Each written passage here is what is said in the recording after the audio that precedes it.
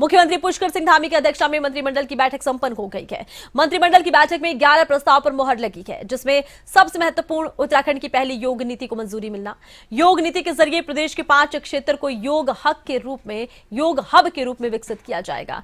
इसी के साथ ही राज्य सरकार ने स्वास्थ्य विभाग को 75 करोड़ रुपए लोन देने का निर्णय ले लिया।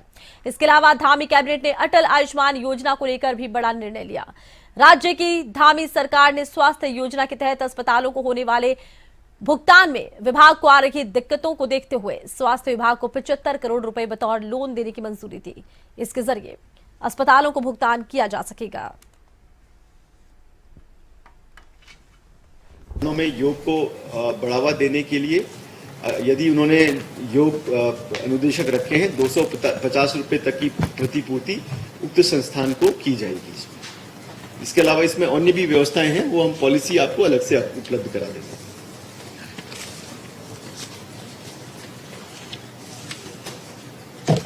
इसके अलावा एक महत्वपूर्ण विषय हमारे प्रदेश में जैसा आपको विदित है कि एक अटल आयुष्मान योजना और राज्य सरकार स्वास्थ्य योजना चल रही है।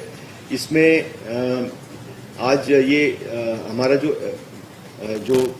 विभाग है वहाँ पे इसमें काफ़ी बैकलॉग हो गया था और इसमें जो हमारे अस्पताल है या मेडिकल कॉलेजेस हैं वहाँ पे पैसे देने में दिक्कत आ रही थी। तो आज माननीय मंत्रिमंडल द्वारा ये निर्णय लिया गया कि 75 करोड़ रुपए सरकार द्वारा एज ए लोन इन विभाग को दिया जाएगा ताकि जो हमारे चिकित्सालय हैं उनकी प्रतिपूर्ति की जा सके।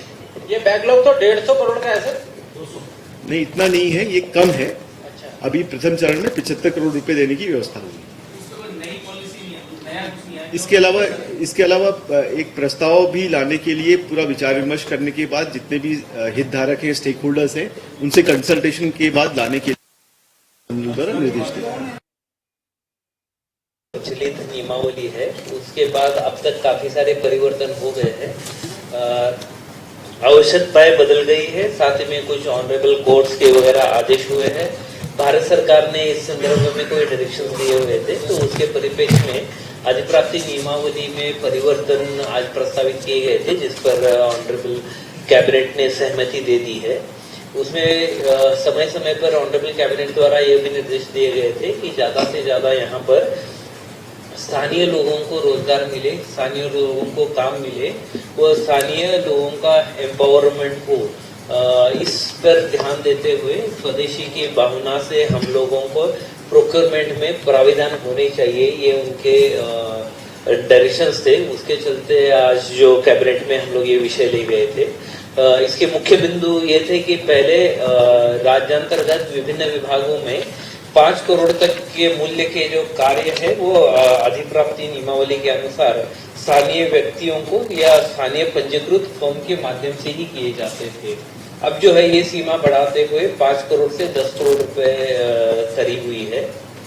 साथ ही में अलग अलग श्रेणी के ठेकेदार हमारे यहाँ पर विभागों में ये होते हैं, उनका क्लासिफिकेशन किया जाता है।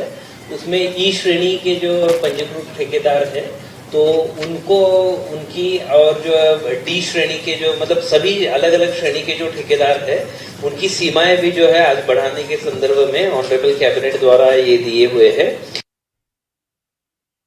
चमोली, चंपावत, रुद्रप्रयाग, बागेश्वर। बी श्रेणी में अल्मोड़ा, पौड़ी गढ़वाल, जनपद टिहरी गढ़वाल का पर्वतीय भूभाग, नैनीताल